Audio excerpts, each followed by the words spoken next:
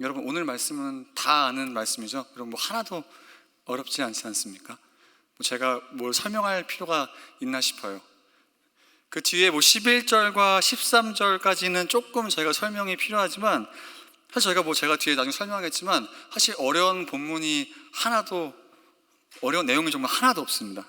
저희가 궁금증을 가질 만한 것도 없고, 이 내용이 무슨 내용인지 사실 설명할 필요가 없는 본문이에요. 저희가 오늘 본문을 보다 보면 근데 여러 가지 질문들이 들죠. 첫 번째는 어떻게 이 사람은 하나님 앞에, 예수님 앞에 기도 응답을 받았을까? 또 동시에 어때요? 예수님께서 이 사람의 믿음을 칭찬하시는데 도대체 이 사람의 믿음을 어떤 부분에서 칭찬하였을까라는 질문이 듭니다. 저희가 보통 오늘 말씀을 보면 이 8절에 집중할 때가 많아요. 이 8절에 이 사람이 예수님, 저는 예수님께서 저의 집에 들어오는 것을 감당 못하겠으니까 말만 하십시오.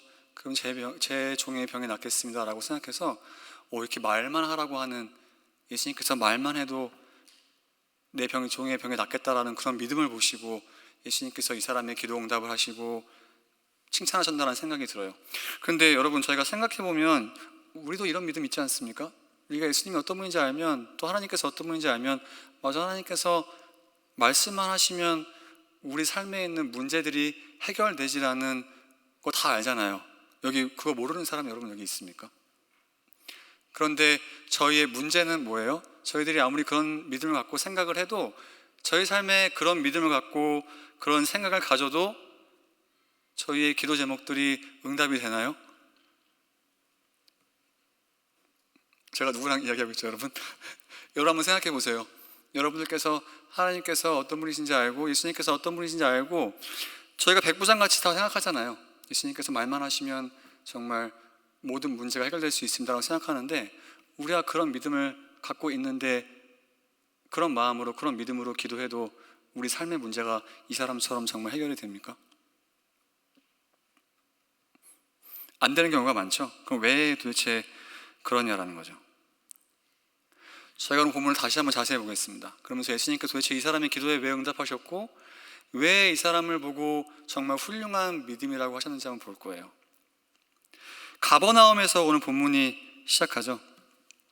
저희가 이 배경을 잘 알면 예수님과 이 사람의 관계가 어떤 것인지 좀 알 수 있습니다. 당시에 가버나움이라고 하는 것은 저희가 잘 알듯이 이 유대 지방이 다 로마 제국의 식민지였어요. 그런데 로마 제국에서 유대 지역에 세금을 걷었을 때 이 세금이 이 가버나움 지역에 모이게 되었습니다. 그럼 여러분 생각해 보세요. 여러분들이 다스리고 있는 나라에서 세금을 걷어서 한 지역에 모이게 했습니다. 그러면 그 지역 사람들이 거기 세금 모으는 것을 좋아했을까요? 싫어했을까요? 다시 한번 이야기해 보면, 제가 여러분들을 다스리는 사람이라고 칩시다. 제가 한 지역을 정해서 이 지역에 세금을 모았어요. 그럼 여러분들이 제가 이 지역에 세금을 모으는 것을 좋아하겠습니까? 싫어하겠습니까?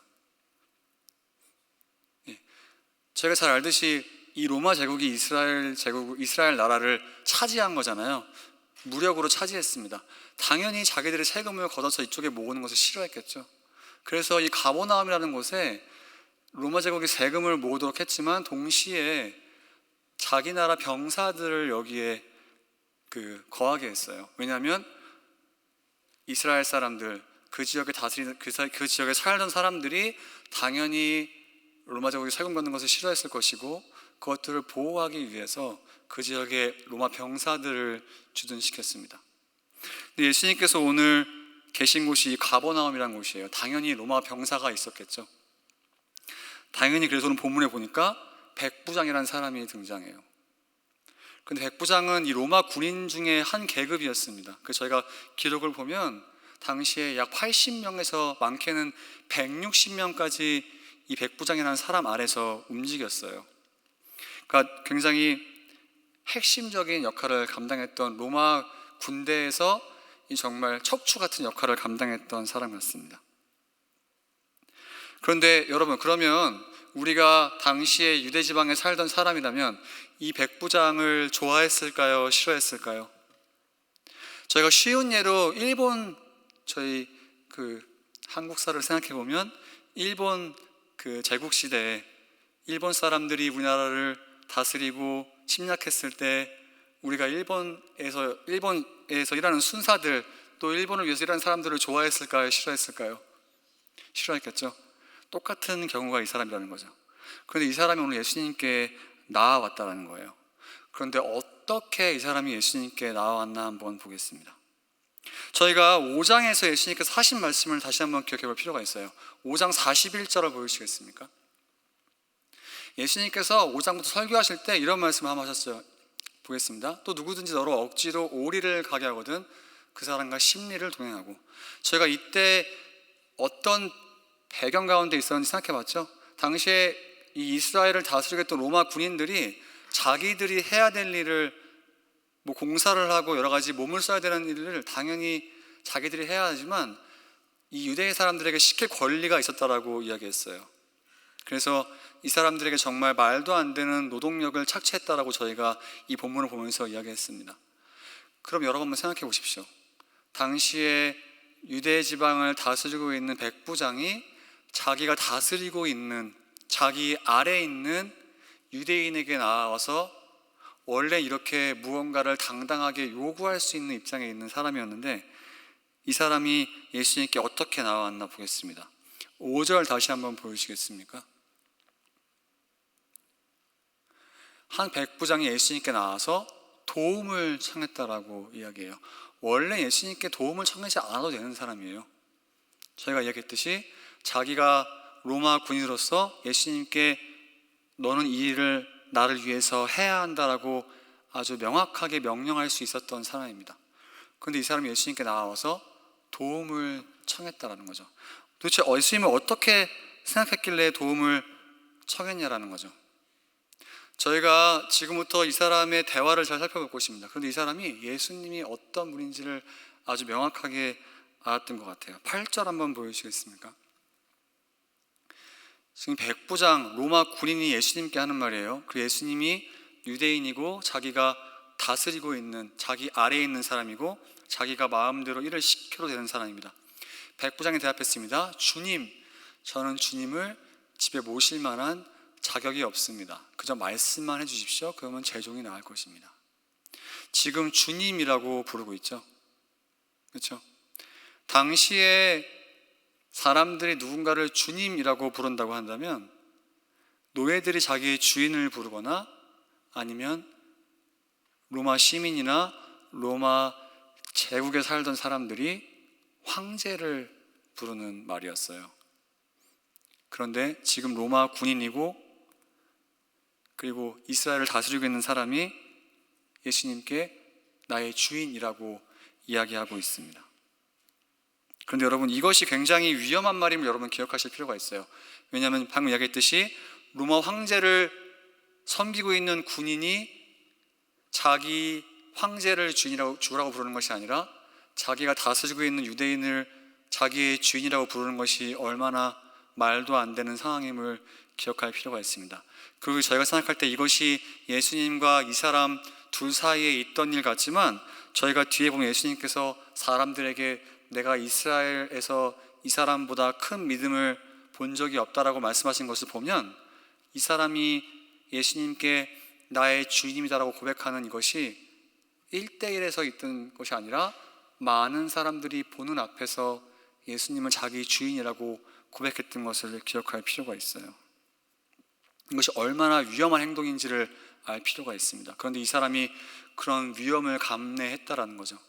예수님이 어떤 사람인지 알았을 때 자기의 황제가 볼 때 반역 행위가 될 수 있음에도 불구하고 많은 사람들이 보는 앞에서 예수님을 주라고 불렀다라는 거예요. 또 하나 봅시다. 이 사람이 이어서 말하는 게 저는 주님을 집에 모실 만한 자격이 없다라고 이야기해요. 근데 세상적인 관점에서 보면 이 사람이 자격이 있는 사람입니까? 없는 사람입니까? 당연히 있는 사람이죠. 앞에서 얘기했듯이 이 사람이 말만 한마디만 하면 예수님이 유대인으로서 이 사람의 명령에 복종해야 되는 사람이에요. 그런데 이 사람이 저는 예수님을 집에 모실 만한 자격이 없다라고 이야기한다라는 거죠. 도대체 무슨 마음으로 이 사람이 이렇게 이야기했냐라는 거죠. 그리고 또 무엇입니까? 말씀만 하십시오라고 이야기해요. 오실 필요도 없고 말만 하십시오라고 이야기합니다. 그럼 이 사람이 도대체 이해하는 예수님은 어떤 사람일까요? 적어도 자기가 섬기고 있는 로마 황제보다 큰 사람이고, 또 생명을 좌지우지할 수 있는 사람인데, 심지어 말만 해도 생명을 좌지우지할 수 있는 사람이라고 이해했던 것 같아요. 그런데 여러분, 우리가 기억할 필요가 있는 게, 지금까지 저희가 마태복음을 보면서 예수님을 이렇게 이해한 사람이 있었습니까? 예수님의 긴 설교를 들었던 사람들 중에서 예수님께 이렇게 반응한 사람이 있었나요? 이렇게 이야기하면 저희가 조금 헷갈릴 수 있으니까, 저희가 지금부터 예수님께 나아온 사람들이 어떻게 나왔나 보겠습니다. 저희가 4장 24절을 한번 볼게요. 예수님이 그 설교 시작하시기 전이에요. 그의 소문이 온 시리아에 퍼진지라 사람들이 모든 앓는 자, 각종 병에 걸려서 고통당하는 자, 귀신 들린 자, 간질하는 자, 중풍병자들을 데려오니 그들을 고치시더라. 지금까지 예수님께 나왔던 사람들은 적어도 자기들의 아픈 몸을 이끌고 예수님께 나왔고, 주변에 아픈 사람이 있으면 예수님께 그 사람들을 데리고 나왔습니다. 그런데 이 사람은 어떻습니까? 이 사람은 자기 종을 데리고 나왔나요? 안 데리고 나왔죠? 왜 그렇죠? 네, 이 사람이 생각하기에 이 예수님이 정말 메시아고 대단한 사람이면 말만 해도 나을 수 있다는 믿음이 확실히 있었던 것 같아요. 이런 믿음을 가진 사람이 지금까지 없었다는 거죠. 이렇게 예수님을 정확하게 이해했던 사람이 지금까지 없었다라고 이야기합니다. 다시 이야기하면 적어도 이 사람은 지금까지 우리가 본 사람들과는 다르게 자기가 예수님 앞에서 어떤 사람인지를 알았고, 예수님이 얼마나 크신 분임을 알았던 것 같아요. 예수님의 권위가 얼마나 있음을 알았던 것 같습니다. 그리고 이 사람이 인정하는 예수님의 권위는 자기가 섬기는 황제보다 더 대단했던 것 같아요. 왜 그렇죠? 저희가 앞에 방금 보았듯이 자기도 황제의 부하라, 황제가 이리 가라 저리 가라 하면 가는 사람인데, 당신은 황제보다 더 큰 사람이고 말만 해도 목숨을 죽이고 살릴 수 있는 권위가 있다라고 이 사람이 이야기한다는 거죠. 적어도 이 사람은 예수님이 어떤 사람인지, 어떤 권위가 있는지, 또 권위가 얼마나 큰지, 자기가 예수님 앞에 어떻게 나아가고 순종해야 되는지를 알았던 사람 같습니다. 그리고 이것이 말로만 한 것이 아니라 정말 행동으로 보여졌죠. 말만 하십시오라고 이야기했다는 거죠. 이런 믿음을 잘 기억해 보세요. 저희가 나중에 다시 한번 생각해 보겠습니다. 저희가 또 두 번째로 기억할 필요가 있는 것은, 이 사람이 도대체 이러한 예수님께 무엇을 구하냐라는 거죠. 이런 권위 가신 예수님께 어떤 문제를 가지고 나가는지 한번 보겠습니다. 이 사람이 지금 하인 자기의 종을 데리고 나아가잖아요. 자기의 종이 아픈 가운데 있으니 예수님 자기 종의 병을 고쳐주십시오라고 이야기합니다. 저희가 지금까지 여러 번 보았듯이 당시 이 시대를 살아가는, 로마 제국을 살아가는 사람들에게 종이라는 것은 뭐였어요? 우리 같은 사람도 아니었고 도구라고 이야기했어요.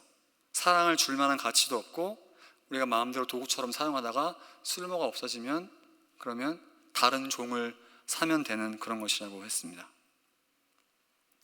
그리고 여러분, 저희가 당시에 그 병사들의 월급을 보면 이 종이라는 것이 일반적으로 거래될 때 일반 병사들의 연봉의 3분의 1 정도밖에 안 됐다고 해요. 큰 돈이지만 백부장은 일반 병사들의 연봉의 10배를 받았다고 합니다. 그러니까 이 사람에게 지금 한 종을 새로 사는 것은 경제적으로 큰 어려움이 되는 것이 아니었다라는 거예요. 그러니까 언제든지 원하면 그냥 이 종을 버리고 죽게 두고 나는 새로운 종을 사도 됐다라는 거예요. 그것이 이 사람들의 큰 피해가 되지 않았다라는 것입니다.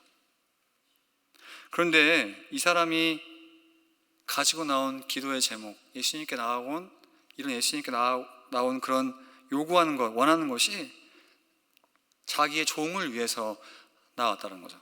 자기의 종을 살리기 위해서 자기가 다스리고 있던, 자기 아래에 있던, 자기가 마음대로 할 수 있었던 유대인 예수님께 나와서 도와달라고 했다라는 것입니다.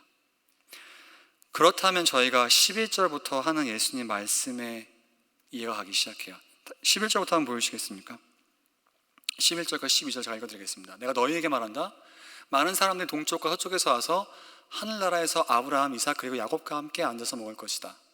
그러나 이 나라의 아들들은 바깥 어두운 곳에 던져져 거기서 슬피 울며 고통스럽게 이를 갈 것이다. 저희가 이 말씀을 되게 어렵게 생각하지만 여러분 기억할 필요가 있습니다. 저희가 구약을 보다 보면, 복음서를 보다 보면 하나님의 택한 백성 이스라엘이라는 사람들이 결국 하나님께 원하고 원했던 것은 자기 나라의 회복과 자기들의 그 솔로몬과 다윗 시대 때 가졌던 영광이 회복되는 것이었음을 볼 수 있어요. 다시 이야기하면 주객이 완전히 거꾸로 되었음을 알 수 있습니다. 하나님께서 자기 나라의 자기들의 주인으로서 무엇을 원하시는지 아뢰기보다 자기들이 원하던 그런 영광스럽고 좋았던 옛날 추억들을 다시 한번 현실로 이루어지기 원했던 것을 볼 수 있어요. 또 하나는 그런 마음가짐 가운데 이 사람들이 하나님께 기도하고 원했던 것은 자기 나라의, 자기 민족의 회복밖에 없습니다. 그런데 오늘 보면 어때요? 유대인도 아닌 사람이, 이방인이었던 사람이 오히려 나와서 하나님께 난 하나님의 권위 아래에 있는 사람입니다, 예수님 안에 권위 아래에 있는 사람입니다 라고 하면서 원하는 것이 무엇이에요? 사람들이 사람과 취급하지 않았던 종을 위해서 간구한다는 거죠. 그렇다면 예수님께서 이 사람의 믿음을 보시고 놀란 이유가 무엇인지 알 수 있죠. 하나님의 사람같이 행동해야 되고 하나님의 사람같이 기도해야 하는 모습이 하나님의 사람이라고 하는 이스라엘 백성 가운데는 나타난 적이 없는데, 지금 우리가 생각할 때 이방인이고 하나님의 사람이 아닌 것 같은 사람이 오히려 하나님이 누구신지 알고 하나님 앞에 어떻게 기도하고 무엇을 기도해야 되는지를 너무나 잘 보여주고 있었다는 거예요. 그러면서 예수님께서 어떻게 말씀하십니까? 내가 이스라엘 중에서 이런 믿음을 본 적이 없다라고 말씀하십니다. 그러면 저희가 한번 생각해 볼 필요가 있죠. 이것이 도대체 우리랑 무슨 상관이 있습니까? 백부장의 믿음과 우리의 믿음이 무슨 상관이 있어요? 우리는 예수님께서 우리의 뭐를 보시고 우리의 어떤 믿음을 보시고 또 도대체 믿음이 뭘까요, 여러분? 도대체 믿음이 어떻게 행동으로 나와야 됩니까? 어떤 것을 보시고 놀란다고 생각하세요? 우리가 매일매일 이 자리에 나와서 예배드리는 모습을 보시고 예수님께서 우리의 믿음을 놀란다라고 생각하십니까? 절에 가면 그 사람도 매일매일 매주 정확한 시간에 가서 그 뭐라고 하죠? 그 예배드리라고 하나요? 가서 부처님께 예배하죠? 여러분, 이슬람 믿는 사람 생각해 보십시오. 칼같이 시간을 지키고 하루에 몇 번씩 기도합니다. 근데 우리가 그것을 보고 믿는 사람들이라고 합니까? 헌금 잘 내는 것을 보고 믿음이 있다라고 할까요? 예수님께서 지금 그런 것을 보고 놀랐다라고 하십니까? 우리가 봉사를 많이 하고 우리의 직분이 올라가고 이런 것들을 보고 예수님께서 지금 믿음이 있다라고 하실까요? 예수님께서 어떤 의미로 도대체 내가 이스라엘 중에서 이런 믿음을 본 적이 없다라고 하시냐는 거죠. 그렇다면 도대체 우리가 볼 때 예수님을 놀라게 한다는 믿음이 무엇이냐는 거죠. 저희가 복음서를 보다 보면 예수님께서 좋은 의미로 나쁜 의미로 한 번씩 놀랐다라는 표현을 쓰세요. 좋은 의미로 놀랐다라고 하는 표현은 이 사람밖에 없습니다. 그럼 예수님을 만났던 많은 사람 중에 도대체 이 사람이 무엇이 달랐길래 이 사람을 보시면서 예수님께서 이 사람의 믿음을 보고 놀랐냐라는 거죠. 다시 이야기하면 우리도 도대체 예수님께서 우리 믿음을 보시고 어떤 것을 기뻐하실까, 예수님께서 우리 믿음을 보시고 어떤 것을 놀라실까라고 생각을 한번 해봐야 한다는 거예요. 예수님께서 우리의 어떤 믿음을 보시고 어떤 행동을 보시고 기뻐하실까요, 여러분? 당시에 예배를 드리고 드려야 될 예물을 드리고 이런 것들은 정말 유대인들이 칼같이 잘하지 않았습니까, 여러분? 우리가 잘 보고 다 알고 있잖아요. 유대인들이 율법을 어기는 것에 얼마나 치를 떨고 어떻게 해서든 하나님 율법을 지키려고 하고 성전을 깨끗하게 하려고 했고 또 예물을 드리려고 했고 얼마나 이런 외적인 행동에 이 사람들의 초점이 가 있었습니까? 그런데 예수님께서 이런 것들을 보시고 하나도 놀라지 않으셨다는 거죠. 예수님께 보신 사람은, 보고 놀란 사람은 이 사람밖에 없었다는 거예요. 그런데 어떤 의미로 예수님께서 이 사람에게 놀랐냐라는 거죠. 이 사람이 하나님의, 예수님의 권위를 인정했다라고 했습니다. 예수님께서 말만 하면 생명을 죽이고 살릴 수 있는 권위가 있는 사람, 자기의 황제보다 더 큰 사람이 있는 사람이라고 권위를 인정했다라고 오늘 말씀에서 보았어요. 여러분들은 어떠십니까? 여러분도 예수님께서 여러분에게 그런 권위가 있다라고 생각하세요? 지금 황제가 이리로 가라 저리로 가라, 여러분 군대에 갔다 오신 남자분들 다 기억하시죠? 상사가 여기 파라 하면 여기 파야 되고 저기 파라 하고 하면 저기 파야 되고 이리 가라 저리 가라 하면 목종해야 되죠. 이 사람도 예수님을 인정할 때 그렇게 인정했다는 거예요. 근데 더 크게 인정했다라고 이야기합니다. 여러분들 근데 그런 권위가 하나님께서, 예수님께서 여러분들의 인생에 그런 권위가 있다라고 인정하십니까? 믿으세요? 그러면 우리의 기도의 제목을 한번 곰곰이 생각해 봅시다. 우리가 입으로는 참 쉽게 예수님께서 우리의 주인이십니다, 우리의 권위가 있다라고 이야기해요. 그런데 우리의 기도의 제목을 하나씩 들여다보면 어떻습니까, 여러분? 우리가 어떤 기도를 많이 하죠? 하나님, 제 생각에는 우리의 인생이 이렇게 굴러가야 할 것 같습니다. 내 생각엔 이렇게 돼서 이렇게 돼야 될 것 같고 이렇게 취업해서 또 이렇게 되고, 막상 우리 하나님께 원하는 것은 뭐예요? 내 계획을 이루기 위한 하나님을 생각할 때가 많아요. 그래서 어떻게 생각합니까? 내 뜻을 하나님께 관철시키고 싶어하는 기도가 참 많아요. 하나님, 저거 내 인생에 이런 것은 좀 있어야 되지 않겠습니까? 남들은 이런 것들이 다 있고 또 남들은 다 이런 것들을 이루고 가지고 살아가는데 하나님, 나도 적어도 이렇게 해야 되지 않겠습니까? 하나님, 내 인생이 적어도 이렇게 흘러가야지 좀 맞지 않겠습니까? 라고 우리 하나님께 내 뜻을 관철시키고 내가 원하는 것들을 요구하고 하나님께 원하는 것들을 던져놓고 이 계획을 이루기 위해서 기도할 때가 많아요. 근데 여러분, 이런 기도는 누구나 다 어느 종교나 믿는 사람들도 하는 거 아닙니까, 여러분? 그런데 오늘 본문을 보고 생각해 보면 어때요? 하나님이 정말 우리의 인생의 주인이고 로마 황제보다 더 대단한 사람이라고 하면 우리가 하나님께 먼저 도대체 아뢰고 기도해야 될 것이 무엇입니까? 여러분, 언제 마지막으로 하나님께서 여러분의 인생에 어떻게 살기 원하는지 기도해 보셨어요? 언제 마지막으로 하나님, 내 뜻이 이렇습니다, 내 계획이 이래요, 이것은 적어도 이루어져야 되지 않겠습니까? 를 내려놓고 언제 마지막으로 진지하게 하나님, 내 인생이 하나님 앞에 도대체 어떻게 굴러가기 원하시고 어떠한 삶을 살아가기 원하십니까? 라고 솔직하게 하나님의 주권을 인정하고 기도해 본 적이 언제 있으십니까? 아니면 우리가 하는 매일매일의 기도 제목이 우리가 마음대로 세운 타임라인 따라 그것을 이루어지기 원해서 하나님께 우리의 뜻을 관철시키는 기도만 하고 계십니까? 아니면 우리의 삶의 방향과 목적을 마음대로 정해놓고 하나님, 내 인생이 이렇게 흘러가야 되지 않겠습니까? 라고 매일매일 기도하는 우리의 모습이 아니냐라는 거죠. 근데 오늘 백부장은 어떻게 이야기해요? 이리로 가라고 하면 이리로 가고 저리로 가라고 하면 저리로 가고 말만 해도 살릴 수 있는 분이라고 한다면, 그럼 우리가 하나님의 이런 권위를 인정한다면 적어도 우리의 인생을 놓고 진지하게 한번 하나님께 먼저 기도해 봐야 되는 거 아닙니까? 주인 마음대로 할 수 있는 거 아닌가요, 여러분? 근데 우리가 정말 그렇게 기도하고 있냐라는 거죠. 우리가 하나님을 권위를 인정한다, 하나님이 우리 인생의 주인이다라고 이야기하면서 실상 우리의 기도의 제목은 내가 주인인 것처럼 생각하고 있지 않냐라는 거죠. 근데 여러분, 이렇게 생각하면 이렇게 질문할 수 있죠. 도대체 하나님의 뜻을 어떻게 압니까? 어떻게 내가 기도해야 됩니까?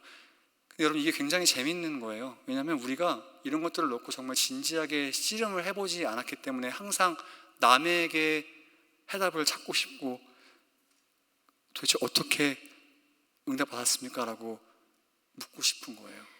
왜 자꾸 여러분의 신앙생활을 남에게 의지해서 하려고 하십니까? 하나님께서 여러분의 주인이라고 하시면 정말 진지하게 한번 여러분 기도해 보실 필요가 있지 않나요? 또 하나는 우리가 도대체 누구를 위해서 기도하냐는 거죠. 지금 이 사람은 자기가 생각할 때 황제보다 대단한 메시아라는 사람을 만날 일생일대의 기회를 가졌어요. 하나님 앞에, 예수님 앞에 자기의 기도 제목을 드릴 수 있는 일생일대, 정말 이 사람 평생에 한번 있을까 말까 한 기회를 얻었습니다.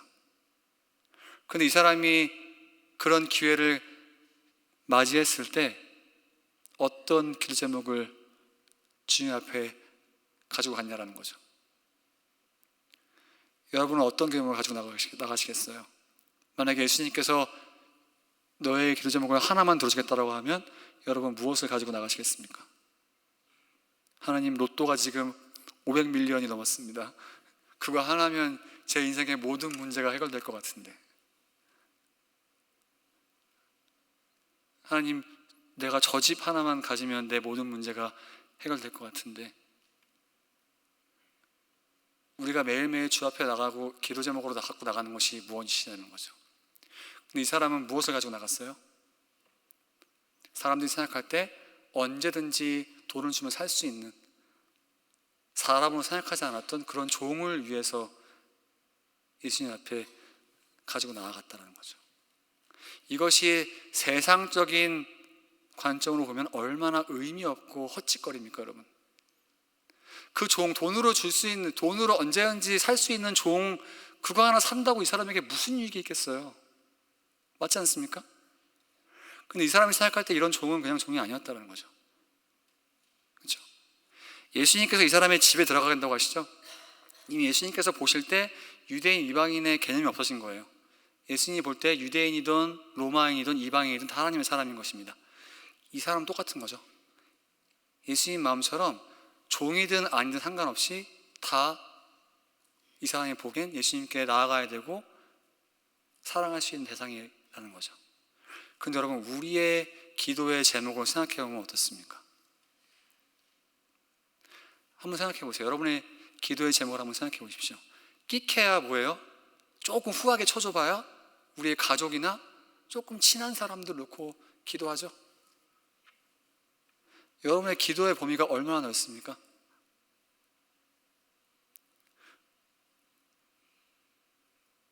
어떤 사람들을 위해서 여러분 기도하고 계세요? 그런데 오늘 이 사람이 가지고 나간 기도 제목은 도대체 무엇이었냐라는 거죠.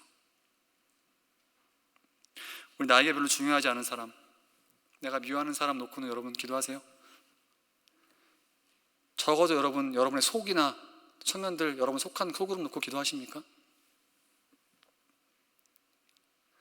이 사부 예배를 놓고 여러분 기도하세요? 청년들, 청년부를 놓고 기도하십니까? 여러분, 우리도 교회를 놓고 기도하고 있나요? 여러분의 직장은 어떻습니까? 우리가 속한 이 도시는 어떤가요, 여러분? 우리의 믿음은 얼마나 개인적이고 이기주의적인지 앞에서 얘기했듯이 기껏해야 가족이나 나가 생각나는 친한 사람일 뿐이지 기도의 제목이 늘어나거나 넓어지지 않아요. 근데 그런 것들은 어느 종교 믿는 사람이나 다 한다는 거죠. 근데 예수님께서 보시고 놀란 믿음은 어떤 믿음이에요?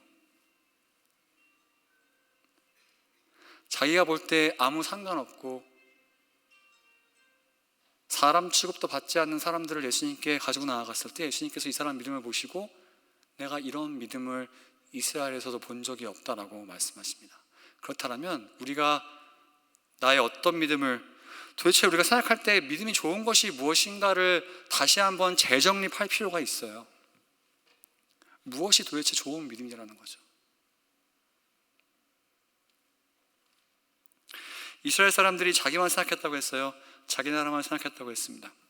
하나님을 자기가 원하는 것을 얻기 위해서 자기의 영광을 회복시켜줄 사람으로 생각하고 말로는 하나님께 권위를 두었다고 했지만 사실은 자기를 권위로 놓고 자기의 나라를 회복시키고 자기가 원하는 기도 제목을 이루어주고 자기들만 잘 살게 되기 원하는 하나님으로 만들었다고 했습니다.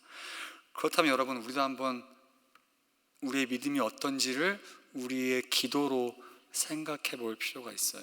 도대체 우리가 하나님을 주로 인정한다고 한다면 정말 그렇게 기도하고 있는지, 또 우리의 기도 제목의 넓이가 얼마나 넓어지고 있는지, 예수님께서 오실 때 놀라고 크신 믿음을 가진 사람은 그렇게 기도하는 사람이라는 거죠. 한번 생각해 보셨으면 좋겠습니다. 여러분, 성경을 보다 보면 하나님을 감동시켰던 사람들의 기도 제목이 얼마나 넓고 큰지 모릅니다. 모세는 누굴 위해 기도했습니까? 한 나라를 위해서 기도했죠. 사무엘은 어떻습니까? 사무엘도 자기 나라를 위해서 정말 넓게 기도했지 않았습니까? 사도 바울은 어떻습니까? 저희가 서신서를 보다 보면 항상 내가 너희들을 위해, 성도들을 위해서 기도한다라고 했습니다. 사도 바울이 사랑하지 않아도 되는 사람들이었어요. 이 사람들 놓고 매일매일 기도한다라고 이야기했습니다. 스데반은 어떻습니까? 자기를 돌로 쳐 죽인 사람들을 위해서 기도했죠. 그렇다면 우리의 기도가 어떠냐라는 거죠. 이런 정말 예수님께서 놀라시는 그런 믿음이 우리 기도 가운데 나타났으면 좋겠어요. 그래서 우리 기도가 변화되고 우리가 막 정말 얼마나 우리가 믿음이 좋은 것을 오해합니까, 여러분? 스스로 생각하고 남들이 볼 때 생각하지만 예수님 보실 때 그런 것은 정말 아무 의미가 없다는 거예요. 그래서 그런 것들을 한번 생각해 보시는 그런 여러분 되시기를 주님의 이름으로 축원합니다. 기도하겠습니다.